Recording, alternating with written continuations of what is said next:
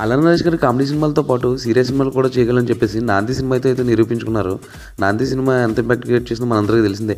మరి అలాంటి ఒక సీరియస్ సినిమా అయితే మళ్ళీ మన ముందుకు వచ్చారు. అదే 'బచ్చలమల్లి'. ముందుగా కథ కోసం మాట్లాడుకుంటే గోదావరి జిల్లా తుని మండలంలో సురవరం అనే గ్రామంలో ఉన్న బచ్చలమల్లి అనే ఒక యువకుడు తన తండ్రికి తనకి మధ్య వచ్చిన చిన్న గొడవ కారణంగా చదువు వదిలేసి ఎందుకు మూర్ఖంగా మారాడనేది తెర మీదనే చూడాలి. ఆ మూర్ఖంగా మారిన వ్యక్తి జీవితంలోకి ఒక అమ్మాయి వస్తుంది. మొత్తం మూర్ఖత్వాన్ని అంతా వదిలేసి మళ్ళీ నార్మల్ మనిషిగా మారడానికి ట్రై చేస్తాడు.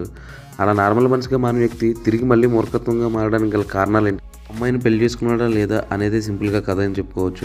సినిమా ఫస్ట్ హాఫ్ వచ్చేసరికి ఒక డీసెంట్ సినిమా చూసామనే ఫీలింగ్ అయితే అనిపిస్తుంటుంది.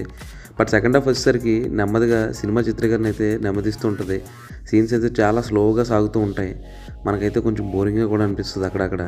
బట్ క్లైమాక్స్కి వచ్చేసరికి నరేష్ గారి పర్ఫార్మెన్స్తో ఒక మంచి సినిమా చూసామనే ఫీలింగ్ అయితే అనిపిస్తుంది మనకి. ఆయన అయితే చాలా సాలిడ్ పర్ఫార్మెన్స్ ఇచ్చారు ఈ సినిమాలో. నరేష్ గారి తర్వాత అంత మంచి పర్ఫార్మెన్స్ ఇచ్చింది రావు రమేష్ గారు అనే చెప్పుకోవాలి. ఆయన కొన్ని సీన్లలో అయితే మనల్ని ఒక మంచి ఇంప్రెషన్ అయితే తీసుకొస్తారు. అంత మంచి పర్ఫార్మెన్స్ ఇచ్చారు రావు రమేష్ గారు కూడా. చంద్రశేఖర్ మ్యూజిక్ కోసం మాట్లాడుకుంటే జస్ట్ ఓకే అనిపించింది. అంతగా రిజిస్టర్ అయ్యే సాంగ్స్ కూడా ఈ సినిమాలో ఏం లేవు. పర్లేదు, ఈ సినిమా తగ్గట్టు ఏదో సోసాగా ఇచ్చారు మ్యూజిక్ అంతే. అంతకుమించి అయితే రిజిస్టర్ అయ్యే సాంగ్స్ అంత గొప్ప పాటలు కూడా లేవు ఈ సినిమాలో. జీవితంలో అతి మూర్ఖత్వానికి పోయి దేన్ని లెక్క చేయకుండా ఉంటే ఒక మనిషి జీవితంలో ఎలాంటి పరిస్థితులు ఎదురవుతాయి అనేది చాలా చక్కగా అయితే చూపించడానికి ట్రై చేశారు. మంచి కథనే మంచి పాయింట్ని ఎంచుకున్నారు. కాకపోతే ఎగ్జిక్యూషన్లోనే ఫెయిల్ అయ్యారని చెప్పుకోవచ్చు. ఎందుకంటే అంత ఎంగేజింగ్ అయితే అనిపించవు చాలా సీన్ల వరకు.